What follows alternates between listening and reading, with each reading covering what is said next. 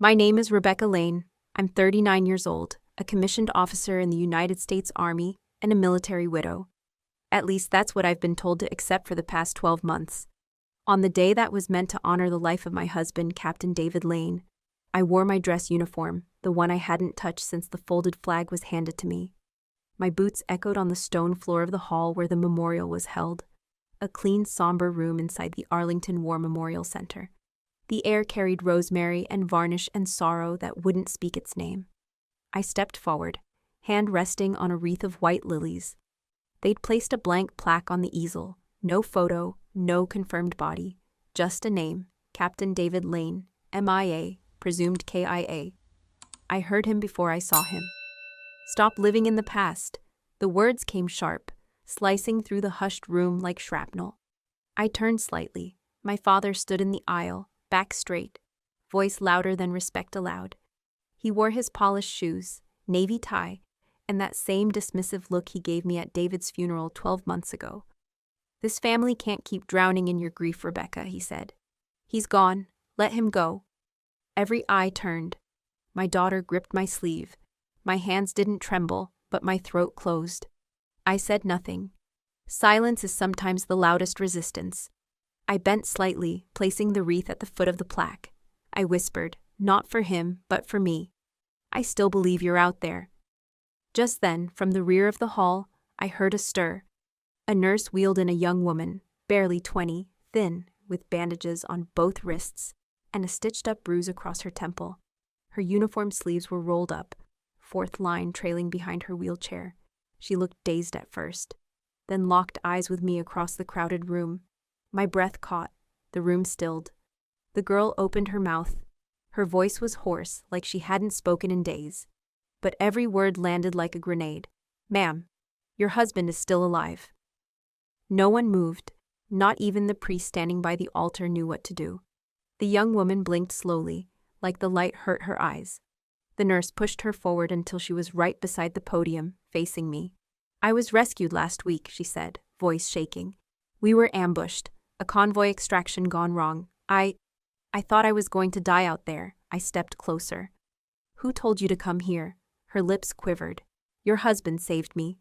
His name was David Lane. He carried me through mud and fire. He was shot protecting us. But he was alive when they dragged him away."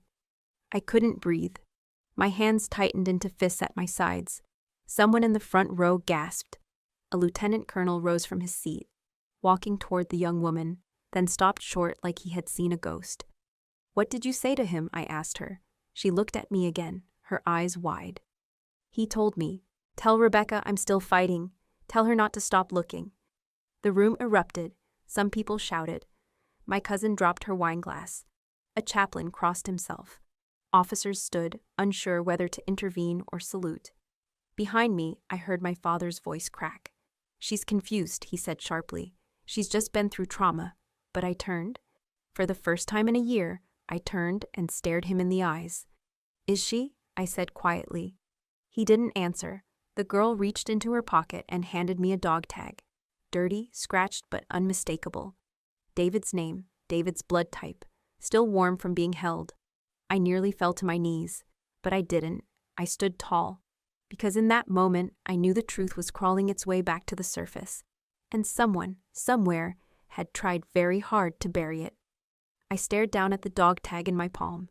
It wasn't new. It had bite marks near the edge, the kind David used to make when he was thinking too hard. It was real, no question. Yet around me, the room began to fracture. Two officers whispered to each other in panic. A woman pulled out her phone and began recording. A man near the exit stormed out, cell pressed to his ear, whispering into the noise. But I stood there, still as stone. I hadn't cried when they declared him missing. I didn't scream when the memorial orders were sent. I didn't beg when my own family said, "Let him go." But now I didn't have to beg anymore. My daughter Maddie came to my side. She was 12, her hand still smaller than mine, but her voice clear. "Is Dad alive?" I knelt. "I don't know yet, baby, but someone's been lying to us." Behind us, I heard a whisper, not from the crowd, from my father. "She's making this up," he said. "This girl, she's just looking for attention." I stood, turned slowly, His face had changed. Not confusion, not grief, fear. I knew that look. My father was never afraid of grief, but he feared exposure. In that moment, I saw it. He wasn't surprised David might be alive. He was surprised someone had said it out loud. My father had always spoken in absolutes. The past is the past. Move forward or get left behind. But now his words came back to haunt him. I walked past him without another word. The young soldier in the wheelchair had tears in her eyes. "You did the right thing," I said to her. "I didn't want to come," she whispered. "But he saved me. He told me you'd understand." I nodded. She added, almost inaudibly, "They're watching me now. Be careful." My stomach turned. I knew what she meant. The past wasn't behind us. It was buried, alive and breathing, under layers of silence, lies, and official signatures. And I had just cracked the ground wide open. The memorial ended in chaos, but what came after was worse. Inside the restricted lounge behind the main hall, meant for family and senior officers, tension vibrated through the air like a live wire. Maddie sat beside me on a low velvet bench, her eyes fixed on the floor. She hadn't spoken a word since the girl in the wheelchair left. My mother was the first to break the silence. "Rebecca," she said quietly, smoothing her already perfect blouse. "This has gone far enough." I turned my head toward her. Her lips were tight, the kind of tight that comes from a lifetime of pretending everything is fine. "Mom," I said softly, "you saw her. You heard her." She didn't meet my gaze. "I heard a girl in shock. I saw a room full of people you humiliated." "Humiliated?" I echoed. Before she could answer, my father stepped forward, fast and forceful. "You're spiraling," he said. "You're letting fantasy take over again. What happened out there? What she said? It's not reliable." My voice stayed calm. "She had his dog tag. He didn't flinch. You think you're the first person who's clung to false hope? You think you're the only one who's ever been lied to?" "No," I said. "But I won't be the next person to stay quiet because it's more convenient." His face darkened. "You're risking everything, your career, your reputation. You're dragging your daughter through this circus." "She deserves the truth," I said. "You don't even know what truth you're chasing," he barked. "You think someone like her, some half-lucid soldier they wheeled in like a prop, can break national protocol? That she'd even be allowed to say something real if it were true?" "Then someone made a mistake," I replied. "Because she did." He threw his hands up. "You're digging your own grave, and you're doing it in uniform." That one stung. My family always measured honor by medals, silence, and compliance. They called it discipline. I called it fear, dressed as tradition. "I'm not digging my grave," I said slowly. "I'm digging for the truth. If someone buried David, I want to know who held the shovel." Maddie looked up at me. That was all the fuel I needed. "You're so sure he's dead," I said to my father, "but I think you're afraid he isn't." Silence. My mother exhaled like someone had struck her in the stomach. "Rebecca, please, let this go. You're scaring me." "Then be scared," I said. "Because if he's alive, someone let me mourn a lie for 12 months. Someone let our daughter cry herself to sleep thinking she had no father. And I intend to find out who." There was a beat. Then another. Finally, my father said, "You start pulling threads. You won't like what unravels." I stood. "I've been stitched into silence for a year. It's time something did unravel." I took Maddie's hand. And in that moment, I didn't care who stood behind me. I was ready to walk through fire to find David, even if the first thing I had to walk through was my own family. I requested a transfer the following week. Officially, it was a quiet move. Major Rebecca Lane returning to her academic roots at the Army War College as a strategy instructor. Unofficially, it was cover, a place where no one asked why I wasn't ready to move on. A desk where no one looked too hard at what else I kept open on my second monitor after hours. By day, I lectured on battlefield misdirection, intelligence operations, and operational deception campaigns. By night, I opened the classified case logs from David's last deployment and started looking for the one thing that doesn't lie: inconsistency. At first, I found what I expected: routine action reports, digital maps, sanitized emails, all clean, too clean. Then I noticed it. A mission timestamp was off by 10 minutes. Not enough for a civilian to care, but enough to make a difference in a firefight. Enough for someone like me, who used to help coordinate air support, to raise an eyebrow. I double-checked it against the radio logs, those I had to retrieve from a backup server under an academic research request. In the log, there was a transmission marked Red Echo, David's call sign, 13 minutes after the official time of his KIA. It was faint, distorted, but it was there. I didn't sleep that night. The next day, I reviewed the recovery report. The body was never recovered whole, just remains believed to be David's, tagged by dog tag and uniform scrap. But that's standard in war zones. What wasn't standard? The report had a missing page. I requested it from archives. They told me there was no missing page. What you received is the full file, the captain on the other end told me, too quickly. He hung up before I could ask for his name. I pressed harder.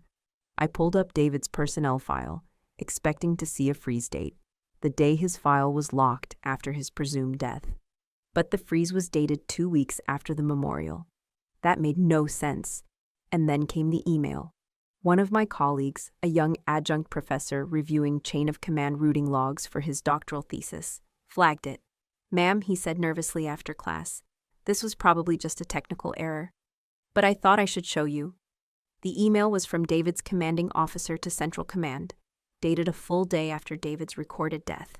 It was simple, short, routine on the surface, but the subject line read, "Delta Echo package received." In containment, it was CC'd to a classified node that shouldn't have been active. Delta Echo was a code used for special retrieval. And package never referred to remains, it referred to people. I thanked the professor, tucked the printout into a folder, and locked it in my office drawer. That night, I drove to the edge of base housing, parked under a broken security light, and just sat in the dark for 20 minutes, watching, thinking. If David was alive, someone wanted him not to be found. And if that was true, then someone else in uniform had rewritten reality. And I wasn't just dealing with loss anymore. I was dealing with a cover-up. And I was going to uncover every inch of it, even if it meant destroying the very institution I'd sworn to protect. I was scanning procurement manifests, long, tedious spreadsheets filled with serial numbers, bulk orders, and shipment routes, hoping to trace the misfiled recovery reports.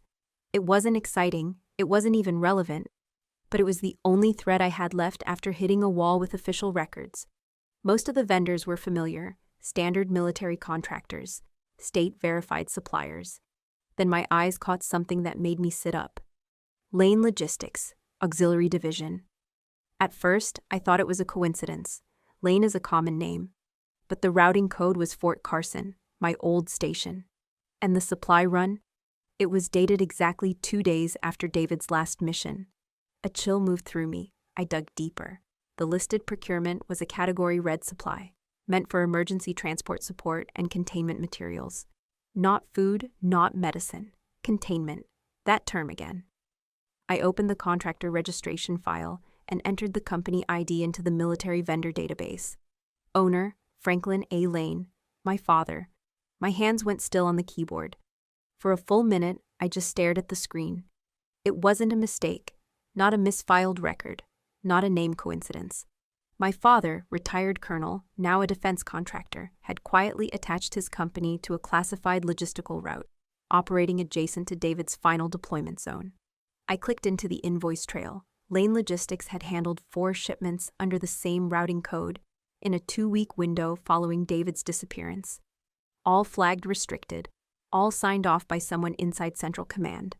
And every time, the contact liaison listed wasn't David's unit. It was a name I hadn't seen before. Crosswell Group 6. That wasn't a division. That was a covert cell. And my father, who'd told me at the memorial to stop living in the past, who'd demanded I let go of David, had been running support routes for the exact kind of op that would never show up on public records. I felt my throat tighten, not with grief, with something sharper. It wasn't just condescension. It wasn't just him thinking I was broken. It was betrayal. He knew something. He had to. I printed the pages and folded them into my field notebook. I didn't confront him right away. I knew better than that. But everything shifted in that moment. Because this wasn't just about a husband who disappeared. This was about family. This was about silence used as currency. And this was about a man who had worn the same uniform I did, who'd raised me to believe in truth and duty, selling both behind a desk while telling me to forget my grief. That night, I sat alone in my quarters and replayed every conversation with my father since the memorial, the way he looked away when I mentioned David's name, the forced calm in his voice when the wounded soldier spoke, his refusal to even ask who she was. He already knew. Not everything, maybe, but enough. Enough to make sure I wouldn't find what I was looking for, unless I stopped being his daughter and started being a soldier again, one willing to take the next step. Even if it meant going to war with her own blood. The hardest part wasn't the late nights or the buried files. It was remembering David's way of thinking, how he coded his truth between the lines. I pulled out his old field laptop, the one returned to me months after his presumed death. At the time, I hadn't touched it. It felt like desecration, like opening a coffin. But now I needed answers more than I needed closure. The device was military issued, hardened against tampering. I had clearance, but even so, it took me hours to get past the dual encryption. David had locked it down in a way I'd never seen before, 2 layers of biometric verification, plus a randomized key sequence based on his deployment coordinates. It was overkill, unless you were trying to hide something big. Once inside, the desktop was nearly clean. No emails, no open reports, just a folder labeled Inventory Logs, Quarter 4. I opened it. Dozens of spreadsheets loaded up. Every one of them looked like routine manifests, medical aid, ammo shipments, evac orders. But David had worked in counter-threat intelligence. He didn't do logistics. I scanned each file and noticed a pattern. In the final columns of each spreadsheet, he had quietly embedded a single character, sometimes a period, sometimes a comma, sometimes a hyphen. Useless if you were just reading numbers, but if you extracted them all in sequence, it spelled a file name. Echo 1 last.mp4. It was buried under a hidden partition. A video. My heart punched against my chest as I clicked play. There he was, David, unshaven, dust on his uniform, a shallow cut on his right cheekbone. The room behind him looked like a makeshift bunker. Cinder block walls, no windows. He stared into the camera, jaw tight, voice steady. If someone's watching this, I might be dead, or captured, or running, but if I'm still alive, I'm not stopping. He glanced off camera briefly, then back. They think if they bury it under classified long enough, no one will care, but it's not just intel. It's lives. It's our own people. He took a breath. There's a corridor between ops in Region 9B and Fort Halston. It's unofficial, unauthorized. But cargo moves through it. No manifests, no oversight. I tracked it through auxiliary vendor contracts. They're running black sites under domestic cover. My blood ran cold. I don't know who's protecting it, but if you're seeing this, check the names tied to Lane Logistics. That's the weakest point in their chain. He paused. Rebecca, if it's you watching this. I froze. I'm sorry, I didn't tell you, I couldn't. I thought I'd be back before it got ugly, but if I don't come home, don't let this die with me. The screen went black. I didn't realize I was crying until the tears hit my knuckles. David hadn't died in combat. He had vanished chasing the truth, and the people helping to disappear him were using my family's name to do it. I sat in the dark for a long time, breathing in silence. The pieces were aligning, his silence, my father's indifference, the missing reports, the unnamed girl in the wheelchair. David hadn't just vanished, he had been erased. And now I had his voice. Now I had the reason.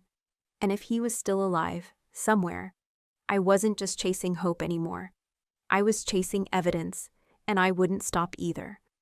I watched the second video 4 times. It was tucked away beneath a misnamed cache file, protected by a dual authenticator protocol David had once taught me years ago when we were both just cadets, trying to impress our professors. This one didn't have David speaking into the camera. No warnings, no goodbyes, just raw footage. A private meeting in a concrete room. 4 men and 1 woman, all in civilian clothes. But I knew how to read body language. And these weren't civilians. On the back wall, a whiteboard showed the date, location, Camp Fenwick, an unofficial black site we'd both investigated years ago and had been told was shut down. The video's metadata confirmed the date, just 6 days before David disappeared. There was audio, crystal clear. The cargo will arrive at the Halston checkpoint. Lane Logistics handles the rest. No formal clearance needed. And the operatives? We cycle them through under humanitarian cover. NGO labels. We strip comms before they cross the line. And then, do not release coordinates. We already had a brush with a comms leak last week. If it happens again. I paused the video. In the bottom corner of the frame, a printed briefing packet lay open, just visible enough to reveal a deployment roster. I zoomed in. My stomach twisted. Unit names, call signs, live GPS coordinates. And at the top printed in red, active, do not duplicate. David had captured a national security breach. A real one. And now it was in my hands. I was sitting on proof of multiple illegal transfers, black site manipulation, and direct misuse of domestic logistics channels for unauthorized operations. But I was also sitting on sensitive, active deployment data. If I leaked the whole thing, I'd take down the entire operation. But I might also get soldiers, innocent ones, killed. I stared at the screen for a long time, jaw clenched, mind racing. I could already hear my father's voice. You've never understood how this world works. You think justice is simple. But justice wasn't what I was after, not entirely. Truth was, and the truth had to protect, more than it exposed. So I opened a secure machine, air-gapped. No remote access. I clipped the video. I blurred the section that revealed coordinates. Then, in a separate report, I detailed every other factual element. Location, participants, language used, timing, anomalies, procurement chain. And I signed it anonymously, not through my station, not through command. I submitted it straight to the Office of the Inspector General with a single line. Flagged as urgent under Title 10. Multiple violations of domestic military distinction. Audit advised immediately. I encrypted the full, unedited copy and stored it offline, because I knew this would come back. Someone would try to trace the leak. But I also knew one more thing. David hadn't just left me a trail. He had trusted I'd know which truths to speak and which to protect. I whispered to the dark room, I've got you. Both the mission and the men in it. The next day I was called in for a routine briefing. Only, there was nothing routine about it. And the man who stepped into the room to question me, I had seen him in that video. I drove through the night to reach her, Sergeant Mariana Perez, 28 years old, wounded in action, listed under temporary civilian observation in a veterans hospital 2 states away. The transfer logs were sealed. I only found her because of a name David had scribbled on the corner of a napkin in his coded folder. M. Perez, watch her back. The receptionist told me she'd been discharged 2 days ago. I asked to see her file. I was told no, so I waited. I parked across the street from the rehab center. For 8 hours. At 6:42 p.m., a wheelchair ramp van pulled up. And there she was, the girl from the ceremony. Her hair was now shaved short. A long scar ran down her neck. The bruises had faded, but the war hadn't left her. I stepped out of the car slowly. Hands visible, she recognized me instantly. Her body tensed. You shouldn't be here, she said. I knelt beside her wheelchair. Neither should you. She looked away. They told me not to talk to anyone. Was David one of the people who saved you? I asked gently. She flinched. Her fingers trembled on the armrest. I waited. Let the silence stretch. Finally, she nodded. He pulled me out after a blast, she said. I was bleeding out. He used his own shirt to stop it, told me to hold on. She reached into her coat and slowly unfolded something wrapped in bandage gauze. A torn piece of military-grade map. Waterproof, labeled in grease pencil. Only half of it. And a single word scrawled across the margin. Clearwater. I took it with both hands. My throat tightened. Where's the rest? He kept it, she said. Told me if anything happened to give this to his wife. He said, you were the only one he trusted. Something inside me cracked open. I looked her straight in the eye. Did he say where he was going? number, but he said he wasn't done. And he said he'd be watching the Northern Path, whatever that means. I knew what it meant. Clearwater was an old code name David and I used back in our early intel days for compromised zones that pretended to be clear. False calm. Real threat underneath. If he wrote that word, it wasn't just a location, it was a warning. I folded the half map carefully and placed it in the inner pocket of my jacket. "You're not safe here," I said. "You're the last person who saw him alive, and now I've come looking." "I know," she whispered. "They moved me twice last week without explaining why." "Let me help," she shook her head. "You can't, but if you find him, tell him I didn't forget." I rose to leave, but before I could turn, she gripped my wrist. Her voice was low, urgent. "They think he's dead, Rebecca, but someone's lying. And someone's still looking for him, for the wrong reasons." I froze. "Why?" "Because he has proof that could bring down more than just your father." I looked at her one last time. She was scared. But she hadn't broken, and now I knew no one else was coming for David. If he was alive, if he was hiding, he was waiting for me, and I wouldn't fail him again. I hadn't seen Malik Reeves in 5 years.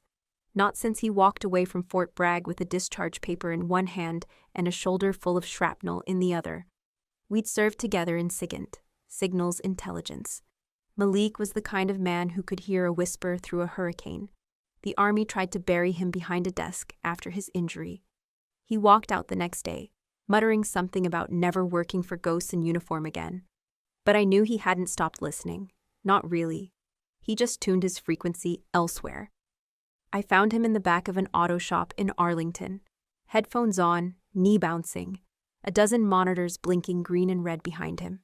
When I stepped in, he didn't look up, just said, "I knew it was you the second your tires hit the gravel."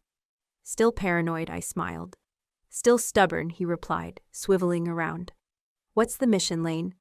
I handed him the half map from Sergeant Perez and a printed copy of the last logistics report, the one with my father's company listed. Malik studied them both, then leaned back. "You're opening a door that doesn't close. I think someone's holding David at a site that's not on the official books," I said quietly. "I need to find it before they move him again. Or worse." He cracked his knuckles. "You still remember your login to the Logistics Operations Interface?" "I remember my first password and every classified violation I ever logged." "Let's go." He handed me a keyboard. "Type it in. I'll cover our trail." We tapped into the Army's logistics backbone through an outdated procurement channel. One so dull, no one thought to guard it properly. From there, we filtered through black sites, personnel routing patterns, fuel manifests, and encrypted asset reports. Hours passed. The sun disappeared behind the blinds. Then Malik froze. "Found something. It's buried under a procurement audit folder for spare bolts. But it's encrypted with a CID override. Only Central Intelligence Division can generate those." "Can you break it?" I asked. He gave me a look. "Please." 10 minutes later, the screen flashed. A single line of metadata appeared. Source IP, encrypted node, region, West Africa. Status, active. Timestamp, 6 days ago. There was an attached tag, Camp Sable. The name chilled me. Camp Sable was a rumored detention site, off the record, technically dissolved years ago, located somewhere in the tri-border area where Angola, Namibia, and Zambia brushed up against each other. Most people in the Pentagon wouldn't even say the name out loud. And yet here it was, pinging the logistics system with a fuel requisition code tied to a U.S. auxiliary vendor account. My father's company. "He's there," I whispered. Malik leaned forward. "No one gets out of Camp Sable without someone dying. You know that, right?" I nodded. "That's why I'm not asking for permission." He clicked a few keys and printed a single page with coordinates, timestamps, and a comms frequency. "Then this is your last breadcrumb. Don't contact me again after this. Not until it's over." I took the page and looked him in the eye. "Thank you." "You were always the crazy one," he muttered. "But maybe that's what it takes." I walked out of the garage without looking back. Camp Sable had just gone from ghost story to destination, and if David was there, I was bringing him home, no matter who I had to go through. There was one more name I hadn't crossed off. Nathan Griggs. He used to work as a civilian data integration specialist for Lane Logistics, my father's company. Quiet, smart, the kind of man who kept his head down, his badge clean, and his loyalty flexible. He'd vanished from the company directory 6 months ago, right after the quarter David disappeared. I found him working graveyard shifts in a regional server maintenance center just outside Norfolk. It was the kind of job that didn't require questions or eye contact, perfect for someone who wanted to disappear without leaving the country. I waited outside the building in the early morning haze until he emerged, duffel slung over his shoulder, hoodie pulled tight over his ears. "Mr. Griggs," I called. He froze. Slowly, he turned. His eyes narrowed. "You shouldn't be here." "I know," I said, stepping forward. "But you worked for my father. You managed the encrypted transfers for internal communications. I need to ask you something." He laughed once, dry and bitter. "You think I still talk to anyone from that building, after what they did?" I didn't push. I just reached into my coat pocket and pulled out a photo of David. It wasn't an official portrait.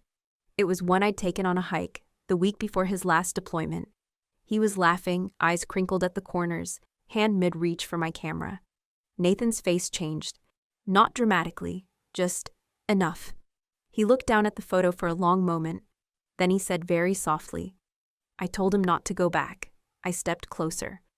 "You knew?" He glanced around the empty parking lot, then motioned me toward his car.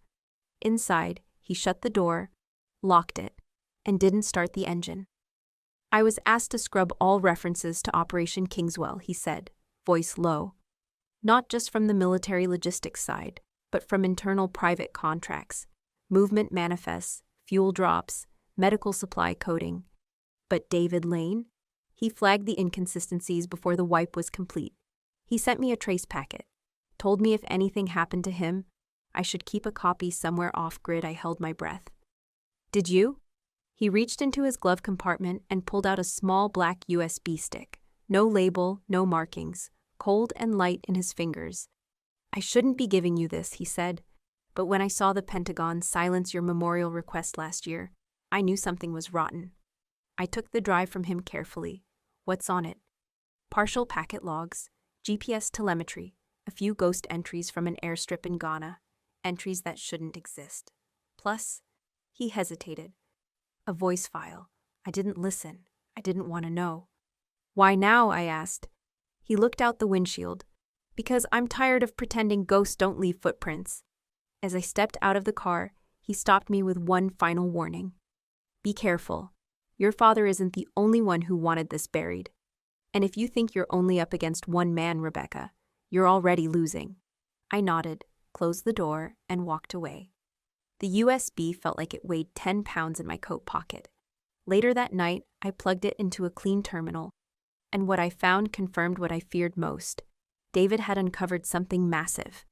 Something connected to private contractors, foreign interests, and off-book operations buried so deep, even the official logs had been rewritten. But what chilled me most wasn't the data. It was the final audio file. His voice, steady, controlled. "If you're hearing this, I didn't disappear. I was erased, and whoever did it is still in the room.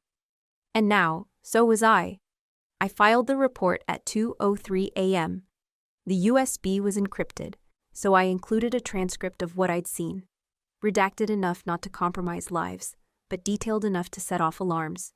GPS coordinates, off-book contractors, communication discrepancies between Army Logistics and Lane Logistics Auxiliary Division. A direct connection to Camp Sable. I sent it to the Office of the Inspector General, with a blind copy to the FBI's Military Corruption Task Force. And then I waited. For 42 hours, I heard nothing. Then came the knock. Not on my front door, on my office door, at the War College, where I'd spent the past year lecturing on asymmetric warfare and ethical command structures. Colonel Atkins walked in. He didn't sit. "We've received reports of unsanctioned data transfers initiated under your credentials, Major Lane." I didn't blink. "Then I'm glad they were received." He looked at me, mouth tight. "You've been placed under administrative review, effective immediately. Your access credentials are revoked. Please collect your things and exit the premises by 1600 hours, I could have argued. Thrown my rank around. I didn't. I simply nodded, opened my drawer, and placed my few belongings. Photos of David, a copy of Clausewitz, and a small compass he once gave me, into my bag. No salute, no words. I stepped outside as the wind picked up across the training fields. Cadets were mid-drill. I remembered standing there once myself. Boots new, spine straight. Believing justice was a matter of rank and rules. I smiled bitterly. That had been a long time ago. My mother called that evening, whispering like we were being watched. "Rebecca, what have you done? Your father is furious. He says you're trying to destroy him." I didn't answer, because it wasn't about him. It was about what he helped build, and what it had cost. And yet, even as I sat in my quiet kitchen that night, with a notice of suspension on my inbox and no access to my former network, I didn't feel alone. I felt clear. David once said, "Loyalty is only noble when it's freely given. When it's forced, it becomes complicity." Now I understood. For years, I'd been loyal to an institution that asked me to look the other way. To my family, who used silence as leverage. To a father who weaponized shame and called it leadership. No more. The next morning, I walked into a public affairs office in D.C. and scheduled a meeting with a military reporter I used to brief during my time at CENTCOM. We met in a coffee shop. Neutral ground. I didn't tell him everything. I didn't need to. Just enough to make it impossible to bury. Enough to get Camp Sable on someone's radar. Enough to raise eyebrows at Lane Logistics. "You sure you want this out there?" he asked. "This could get ugly." I looked him in the eye. "It's already ugly. The difference is, now it's visible." As I walked out, the weight of my badge, now deactivated, still pressed into my pocket. They thought suspending me would make me disappear. They didn't realize I'd already been invisible for a year. A widow, a ghost, a problem to be ignored. Now I was a witness. And I wasn't done speaking. I filed the motion under the Whistleblower Protection Enhancement Act, Section 115. It took 3 weeks, 2 legal consultations, and the last shred of my military reputation to push it through. But eventually I got the hearing, a closed-door session with the Senate Armed Services Committee, attended by selected federal investigators, legal counsel, and military oversight officers. The kind of hearing they don't televise. The kind they think people will forget. They wouldn't forget this one. I wore my service uniform, not out of pride, but to remind them I had worn it with integrity long before my father turned it into a contract. As I entered the hall, the air felt sharper, quieter. At the end of the table sat my father, Colonel Stephen Lane, retired, decorated, untouchable, until today. He didn't look at me, not at first.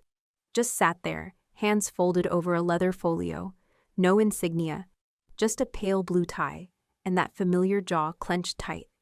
It was the same expression he wore the day David was declared MIA, the same look he gave at the memorial when I was handed a folded flag, and he muttered that grief was weakness. Now I knew why.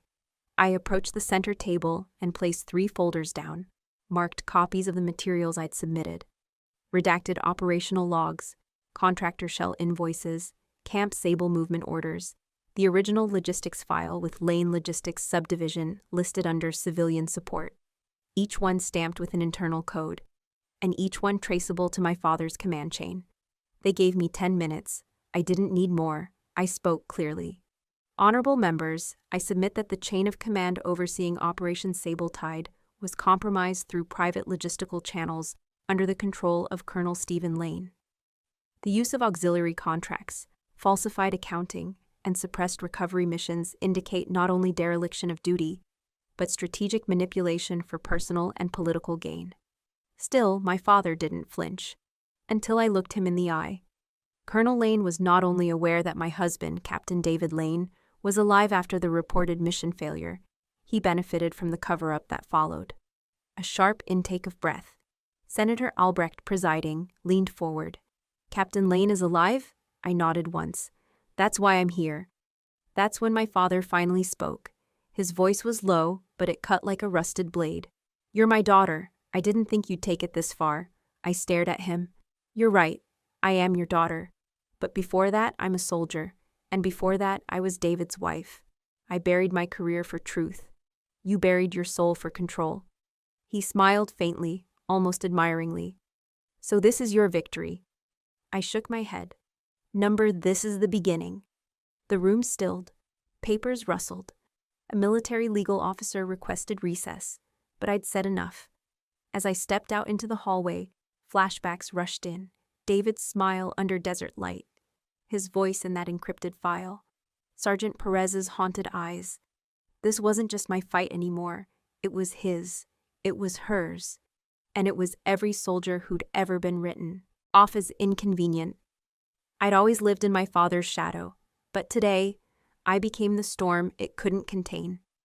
They didn't teach us how to fight in a courtroom. In the Army, we were taught terrain, angles, choke points. But in this room, air-conditioned and sterile, there were no high grounds, only procedural objections and chain of custody disputes. I didn't need to win big. I just needed enough. Enough to raise doubt. Enough to shake their silence. Enough to make them say David's name in the present tense again. I started with the map. The half Sergeant Perez had given me was old, creased, stained, annotated in a code only someone like David would use. But it matched a restricted quadrant of Camp Sable, a quadrant that wasn't in any of the official layouts submitted by Joint Logistics. Then came the recording. It was the last thing David ever uploaded to his encrypted drive.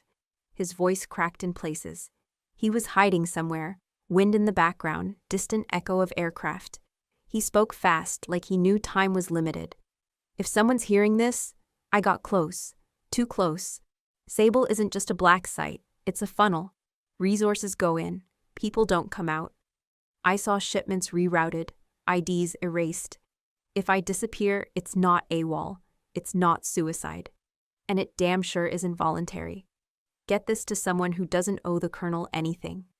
My father's name wasn't in the file, but he didn't have to be. The next document was the chain of command list signed 3 months prior to David's disappearance. The logistics transfers, the IP logs pinged from a remote access point in Africa. It painted the outline of a conspiracy and gave enough for someone smarter, someone with power, to color it in. The final exhibit? A time-stamped satellite capture. It showed movement, 6 individuals escorted by armed guards, at the southern edge of Camp Sable, dated 4 weeks after David's reported death. One of them matched his biometric profile within a 92.3% confidence threshold. The courtroom didn't erupt like they do in movies. There was no gasp, no dropped briefcase, just silence. Then a voice, low, uncertain, from one of the Army legal counsels. This implies Captain Lane is still alive." I didn't flinch. "He is. You've all just been looking away long enough to convince yourselves he's not."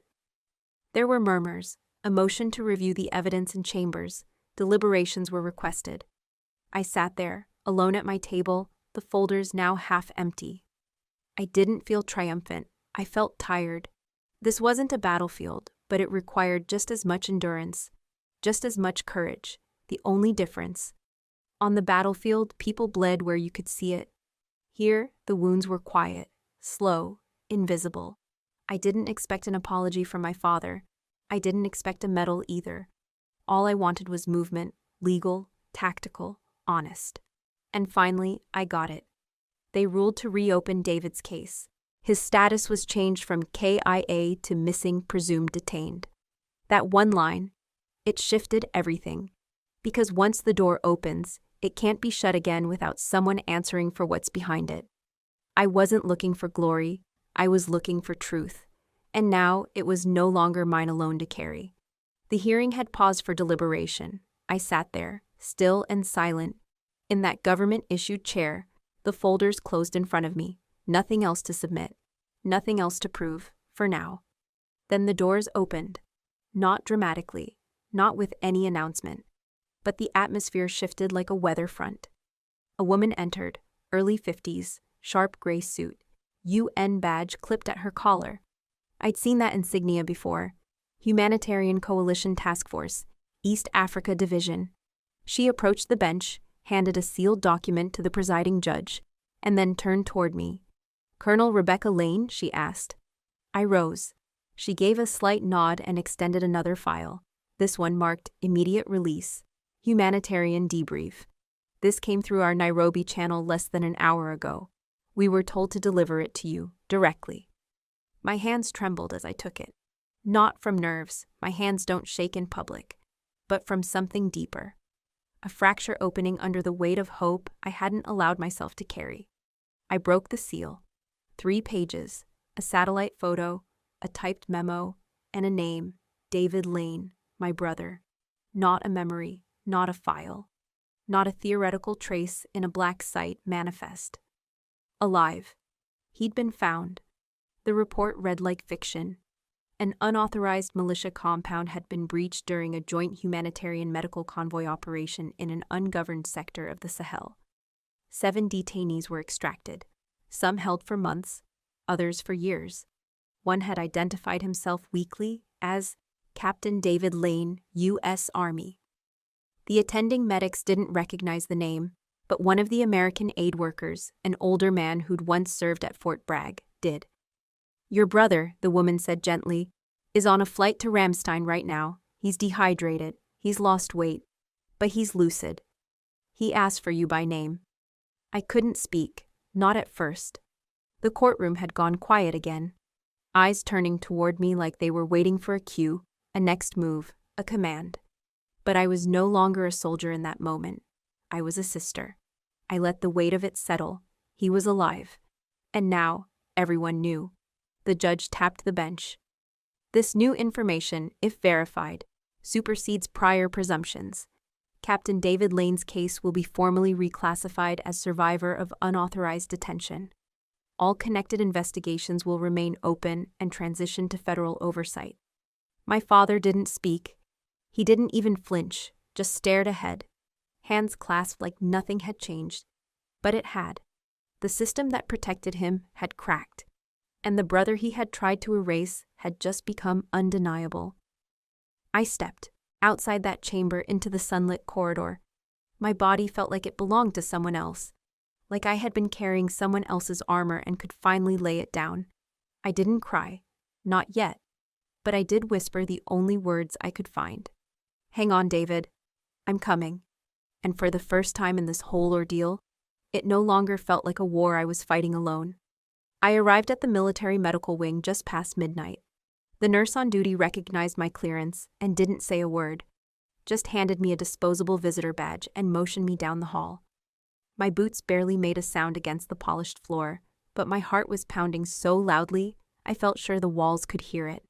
Room 417. They'd posted no guards outside, just a handwritten sign. No noise, no sudden light. I pushed open the door gently. The room was dim, lit only by the soft glow of a monitor and the green pulse of a heart rate line.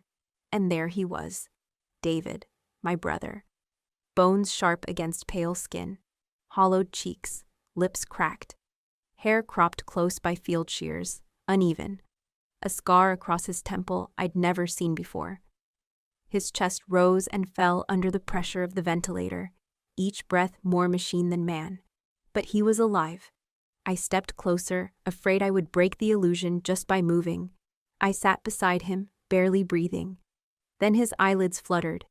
He turned his face slowly toward me. The eye nearest the light opened, just enough. His lips moved, no sound.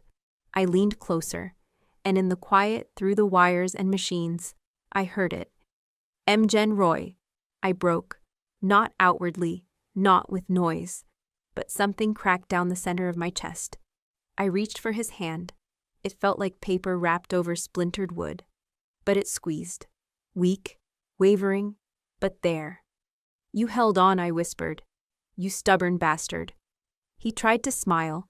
It came out more like a twitch, but I knew what it meant. I got your video, I said. The one you left hidden. I followed it, all the way. His gaze didn't shift, but tears pooled in his eyes. I found Sergeant Perez, I added. She gave me half a map. I got the rest. I gave it to the right people. David closed his eyes, a slow blink of relief. I know about Dad, I said quietly. I know what he did, what he buried.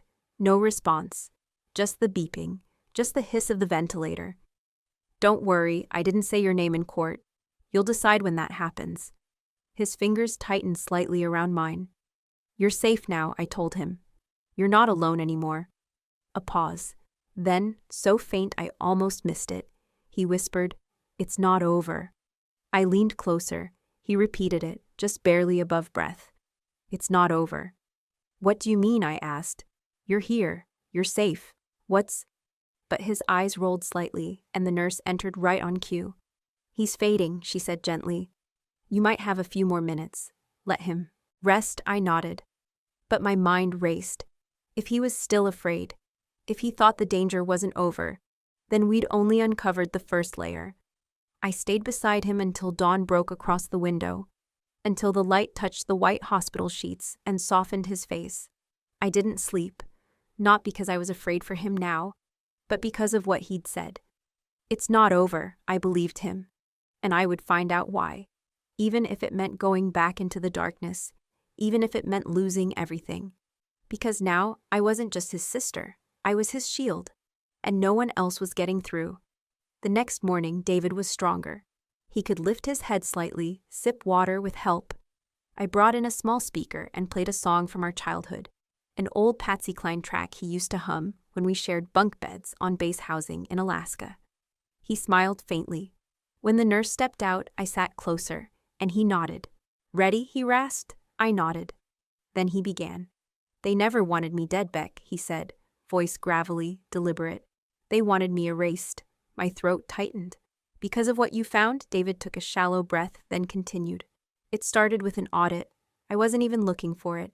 Just checking discrepancies in fuel shipments. One supplier, ArcLight Allied, remember that name, delivered fuel on 3 continents in 24 hours. Impossible, unless they were teleporting trucks." I frowned. "Ghost trucks." He nodded. "Fake shipments, then fake maintenance invoices, then missing personnel. At first, I thought it was just fraud, skimming off the top. But the deeper I dug, the more it twisted." His hand trembled. I held it steady. "There were 5 logistics corporations," he said.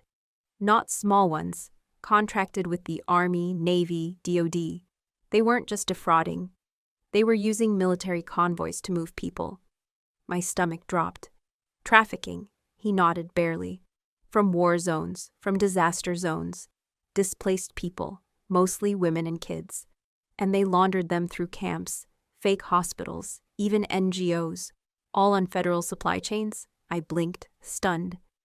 "Why didn't you go to the Inspector General?" "I tried," he said bitterly. "Twice. My reports got flagged, disappeared. The moment I included names, the system locked me out." He paused, then looked me straight in the eye. That's when I told Dad. The room went quiet. I didn't breathe. He said he'd take it up the chain, that it was above me now. I believed him, Beck. I thought, just for a moment, he'd help. I felt the heat rise to my face, not from shame, from fury. And instead, David whispered, he reported me as unfit for service. Then, 3 weeks later, I got reassigned to a convoy in Sierra Leone. No unit badge, no extraction plan. I walked straight into a trap. He swallowed, pain clear. They shot the medic beside me, staged the scene, then filed the paperwork. Combat loss, body unrecovered. Just like that, I was dead. "Who was behind it?" I asked, voice tight. David gave a slow blink. "Not just Dad. He was just one piece. He protected the cover, but there were others. Politicians, contractors, foreign liaisons. It's a web, Beck. One tug, and it collapses." I looked at him, this broken version of my brother who had once carried a wounded man 4 miles on his back in Afghanistan, who read spy novels upside down just to test memory, who kept a compass under his pillow even when stationed at sea.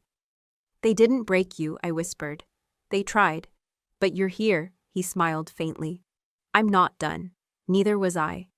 This wasn't just about clearing his name anymore.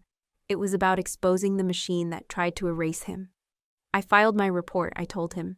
"Redacted names, but the truth is moving." "Good," he said. "But be ready. Once the names come out." "I'll be ready," I said firmly. "This doesn't end in a hospital room. It ends in court." David's voice dropped. "Or in fire." I squeezed his hand, then let it burn. The storm didn't pass just because we were in the same room again. If anything, the air felt heavier now. With every truth David revealed, I could feel the shadows growing behind me, stretching long across corridors I hadn't walked yet. After he slept, I stepped out into the hallway. Military nurses passed with clipped steps. Somewhere down the corridor, a radio played a country song, like it didn't know the world was cracking open. I called Malik first. He didn't answer. I left a coded voicemail. Then I contacted Sergeant Perez. She picked up on the second ring. "He's alive," I said. A silence then. I always knew. "I need your help." Again. She didn't hesitate. "You'll have it." Back in David's room, I opened my notebook. Not the digital files, not the encrypted backups, just paper, pen, what we knew, what we could prove, what was still missing. I sketched a circle and wrote 5 names, 5 corporations David had linked to the trafficking operation. Arclight Allied, Polaris Systems, Calder Logistics, Greystone Bridge, and J-Vector International. Next to them, I wrote a list of senators and defense consultants tied to their boards. It read like a who's who of Washington and Langley insiders. At the center of the web, the phrase Camp Sable, and one thin arrow pointing back to my father. The first battle had been finding David. The next would be dragging the rest of this into the light. I heard the rustle of sheets behind me. David was awake again. "You're mapping it," he said. "Yes," I replied. "We're going to finish this." He tried to sit up. I gently helped him ease against the pillows. His eyes were tired, but the fire was there again. "They'll try to stop it. I'm counting on it." He gave a half laugh. "You were always the, stubborn one." "No," I said, closing the notebook. "I just stopped waiting for someone else to do the right thing." There was a knock on the door. A junior officer entered, nervous, mid-20s, uniform too crisp to have seen real mud. "Ma'am," he said to me, "there's a message from Fort Belvoir. They've requested your presence, tomorrow." I didn't flinch. "What about him?" I asked, nodding toward David. "Medical transfer, Bethesda. They're calling it witness protection, but I think it's something else." I exchanged a look with my brother. "Tell them I'll be there," I said. "But I won't come alone." The officer hesitated, then nodded and left. David looked at me, voice low. "This isn't over." "No," I said, steady. "This is just the calm before it begins again." For a brief moment, we just sat in silence, 2 soldiers who'd once fought on opposite ends of a continent, now preparing for a war buried under protocol and red tape. But this war, it wouldn't be waged with weapons. It would be fought with records, with names, with sworn testimony and classified files finally brought into the sunlight. This time, we wouldn't be fighting to win a medal. We'd be fighting to make sure no one disappeared the way he did. I slipped the notebook into my jacket. One more deep breath. "I'll see you in the fire," I told him. And he nodded, like we were back in the field, already moving to the next target. Because the storm hadn't ended, we had just become the eye of it. The lights were too bright, the room too polished. Rows of microphones lined the table in front of me, and I could see the red dots of cameras blinking like warning signs across the courtroom. The seal of the United States glinted behind the dais, where the Oversight Committee sat, half stone-faced, half performative. This wasn't justice. It was theater. David was still recovering, lungs weak, body frail, so I stood alone. But I wasn't silent. "I am Lieutenant Commander Rebecca Lane," I said into the mic, my voice clear, even. "And I am here because no one else would be." Murmurs stirred among the press. I saw my father's defense counsel frown in the second row. They told me I was too emotional to command, too reactive, too soft, I continued. But it wasn't logic that kept me searching when the files were redacted. It wasn't protocol that made me listen when others walked away. It was my emotion, my grief, my loyalty. I held up the flash drive Malik decrypted. "This is a partial list of movements and contracts approved under false cover. Routes used for non-military cargo. Names of individuals paid to look the other way. This system wasn't broken. It was built this way." One of the congressmen leaned in. "Commander Lane, are you accusing military contractors of human trafficking under DoD contracts?" I didn't blink. "No, sir, I'm not accusing. I'm reporting. With evidence. that your offices received twice and buried. That landed harder than I expected. One staffer's pen froze mid-scribble. I inhaled, held, released. When my brother, Staff Sergeant David Lane, uncovered internal memos linking logistics companies to unauthorized detainment sites, his deployment status was accidentally changed. His location was scrubbed. I found a death certificate filed 6 weeks later. I saw gasps, even from the hardened reporters, but I wasn't finished. For 2 years, I was told I was chasing shadows, being dramatic, seeing what I wanted to see. I looked into the camera. To every woman who has been told she's overreacting, this is what too emotional looks like. I paused. It looks like refusing to walk away when the paper trail is buried. It looks like listening to survivors when command says it's not your concern. It looks like walking into this room when it would have been safer to stay silent. I didn't shout. I didn't cry. I simply let the weight settle. Camp Sable was not a rogue operation. It was a pattern.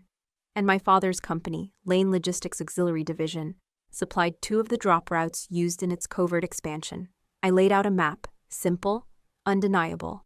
"Mr. Chairman," I said, "I'm not just here as a soldier or a sister. I'm here as a witness to what happens when loyalty is manipulated, when honor is used as a mask." A woman in uniform seated beside a 3-star general whispered something. He didn't reply. His eyes were on me, unblinking. I closed my folder. "I don't need to be believed," I said in finality. "I just need the record to be public." The chairman cleared his throat. "This committee will recess for review and reconvene at—" I didn't stay for the end of the sentence. As I walked out, flashes from the press lit the marble halls. I didn't stop, didn't pose, didn't smile. I had stood alone, but I hadn't stood in vain. And this time, they couldn't say they didn't know. The room fell quiet before I even touched the play button. I could feel it, the kind of silence that pulls at your throat before a funeral hymn. The oversight committee had reconvened after lunch. Their ties were straighter, faces tighter. Maybe they thought the worst had already been said. They were wrong. "I have one more submission for the record," I said calmly, placing the small portable recorder on the desk in front of the microphone. This was recovered from a hard drive found at a decommissioned logistics node linked to Camp Sable. It contains audio from an unauthorized interrogation. The voice you'll hear, being questioned, is that of my brother. A few heads turned. A few brows lifted. I pressed play, at first only static. Then, David's voice, barely audible. "I already filed the report." "You're too late." Then a low voice, smooth, professional, unhurried. "Male. You filed. It encrypted. But we intercepted the chain. No one knows you're here, so let's talk again, Sergeant." The quality was grainy, but the fear was sharp. In David's voice, in his breaths, you could hear a struggle, not with violence, but with the certainty that the world had gone dark on purpose. There were more voices, 3 others. One gave orders, one asked questions. One just laughed under his breath. They named names. Not full ones, just call signs and titles. Colonel Hastings said he doesn't want blowback. The contract came through Ryder Holdings, per usual. Lane said he'll clean it up, like last time. Someone in the back gasped. Whether it was at the mention of my father's name or the dead certainty in the interrogator's voice, I didn't look. The playback continued. David refused to give names. They threatened to mark him as hostile. One man muttered about making it look like a rebel hit. And then, nothing. Just silence for 11 seconds. That was the part that hit hardest. The nothing. When the audio clicked off, no one moved. I looked around. One senator had his hand over his mouth. A staffer blinked too fast to be casual. Another woman, a civilian consultant for the Department of Defense, had tears pooling but didn't wipe them away. Then, softly but unmistakably, Senator Eleanor Wren, from Georgia, whispered, "Oh my God." She didn't look at anyone. She just whispered it like a prayer she never meant to say out loud. I leaned into the mic. My voice didn't shake. That recording is 3 years old. The voices have been identified by independent linguists and cross-referenced with deployment rosters. I've submitted the metadata. We verified it. And my brother's voice print matched. I paused. Let the weight fall. What you just heard was never meant to survive. It survived because David believed someone, anyone, would listen.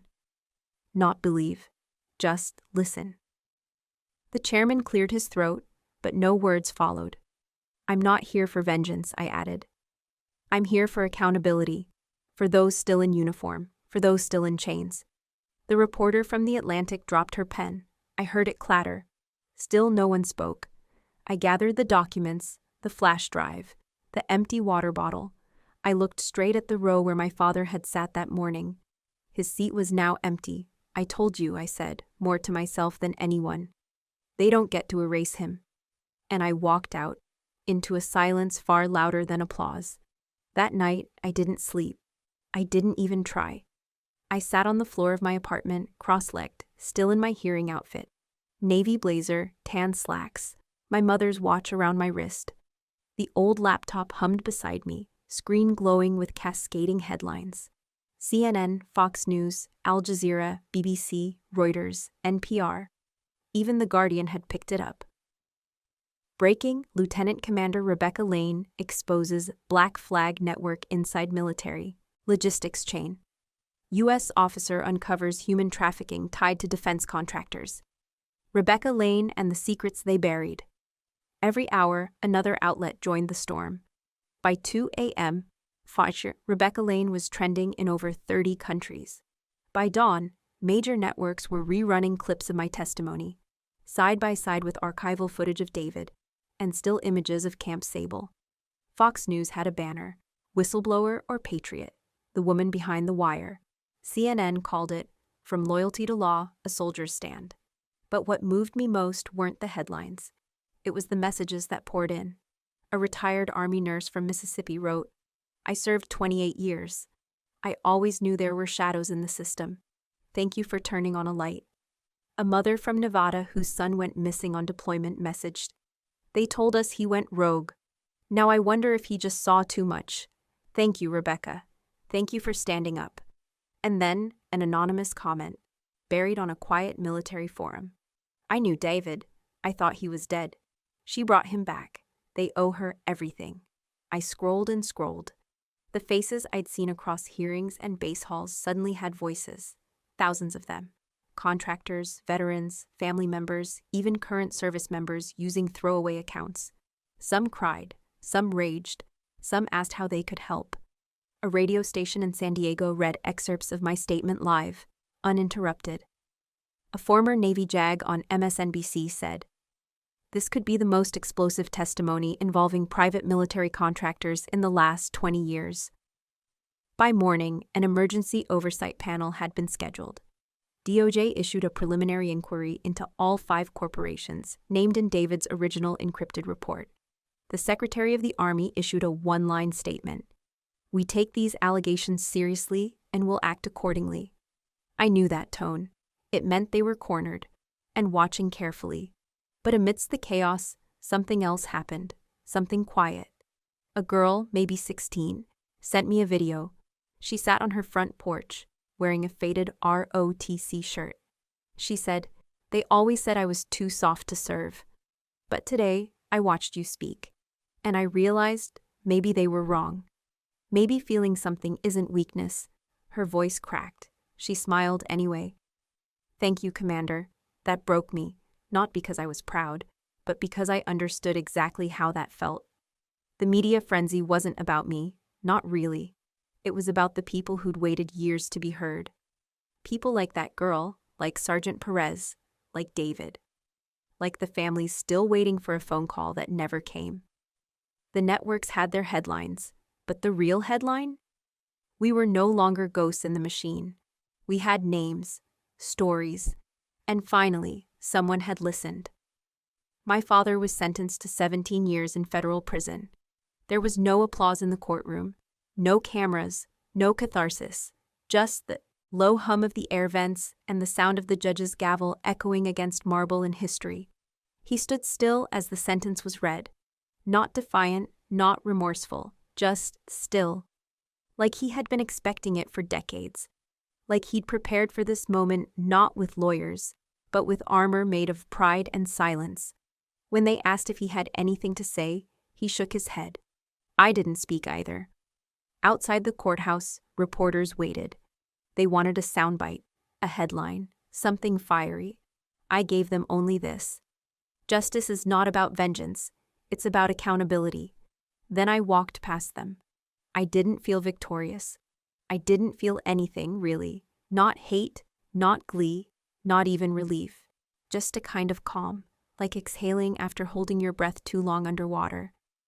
I knew what my father had done. I knew he'd hurt people, betrayed his oath, buried truth beneath rank and reputation. And I knew he had tried, until the very end, to keep control of the story. But that day, he didn't get the final word. I did. For years, my father manipulated systems and people to serve a version of order that benefited him. He once told me, when I was a cadet, "Structure wins wars, not emotion. Leave your softness at the door." But it wasn't emotion that had undone him. It was evidence. It was tenacity. It was the daughter he taught to stand straight, but never imagined would stand against him. That night, I visited the small grave marker at Arlington, not David's, because he was alive, but of my mother. She died when I was 17. He rarely spoke of her after, like mourning was inefficient. I knelt at her stone, whispered, "I'm sorry it took so long. But he can't hurt us anymore." The wind didn't answer, but I felt the silence shift. At home, I found the box my father once gave me when I graduated officer candidate school. Inside, his medal, a handwritten quote from Eisenhower, and a note, "Lead quietly, but lead." I stared at the handwriting for a long time, then I lit a match. I didn't burn the medal. That wasn't mine to destroy, but I burned the note, because I no longer needed his permission to lead. The system would take time to fix. Black Flag's contractors were under investigation. Others had stepped forward. Testimonies were multiplying. Some wanted to call it the lane reform, but I asked them not to. This wasn't about me. It never was. Justice didn't mean every wrong was righted. It meant I chose truth when silence would have been easier. It meant David could sleep without chains. It meant my father's power no longer dictated my compass. They took his uniform, but I took back my voice. And that, to me, was the only sentence that ever mattered. A month later, an envelope arrived by certified mail. It was thick, formal, sealed in navy wax. David opened it with a quiet breath and passed it to me. Inside were 2 citations, signed by the Secretary of Defense. We were each awarded the Distinguished Service Medal. The words were precise, bureaucratic, heavy with the weight of war and silence. For exceptional conduct in the exposure of unlawful operations endangering American military personnel and civilians. For courage under institutional pressure and upholding the values of the United States Armed Forces. There was an invitation too, a ceremony at the Pentagon, full dress, televised, commendations to be pinned by a 4-star general. David looked at me, expression unreadable. Then he said, "Do you want to go?" I thought about it. About the standing ovation, the flashbulbs, the quiet murmur of names reclaimed and reputations restored. And then I shook my head. "No," I said. "We've already done the hardest part." He nodded once, and that was the end of it. The day of the ceremony, we stayed home. It was a warm afternoon in Virginia, the kind where the light feels like honey and the breeze carries the soft hush of seasons changing. David sat in the wooden chair I'd repainted months ago, before I knew he was alive. Before everything. He was still healing. His lungs were weak, his hands occasionally trembled, but he was here. I brewed 2 cups of tea. He brought the blanket. We sat on the porch beneath the white pergola he'd built years ago, when things were simpler. The white chrysanthemums I planted during deployment leave bloomed behind us, fragile but defiant. We didn't speak much. We didn't have to. A small TV inside played the ceremony. We heard our names read aloud, our citations recited with solemnity. Applause followed. My face never appeared. Neither did his. The screen showed 2 empty seats in the front row. Someone whispered that we must have missed our flight. But the truth is, we didn't miss anything. We just didn't need it. Honor isn't always found under stage lights. Sometimes it lives in silence, in choosing peace over pride, in saying, "We did what we came to do. Now we rest." I reached over and took David's hand. He looked at me, really looked at me, and his eyes were clear, steady, whole. The kind of gaze that tells you the worst is over, even if the world is still cracked around the edges. They can keep the medals, he said softly. I smiled. We kept each other. That night, the wind picked up. I brought the chrysanthemums inside so they wouldn't topple. One petal fell to the floor, ivory white, thin as memory. I placed it in the drawer beside my old ID badge, the one that said, Rebecca Lane, Military Logistics Division.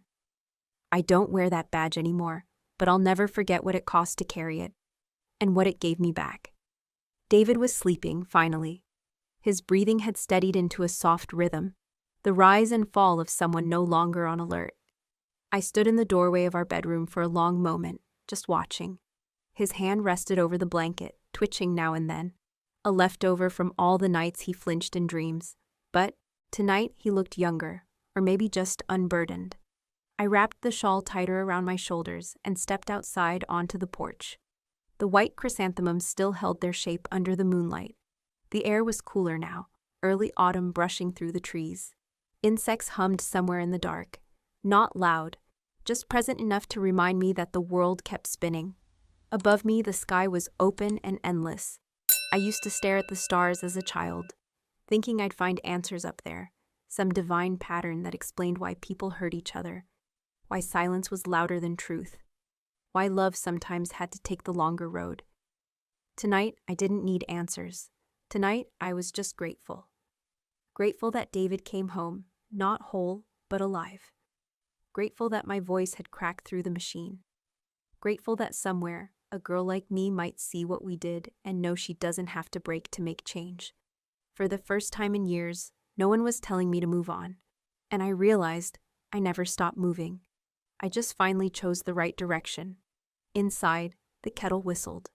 I poured 2 mugs of tea, set one by his side, just in case he woke. I returned to the porch with mine and sat, barefoot, feeling the old wood creak under me like an old friend, the kind that doesn't demand anything except that you show up. And I did.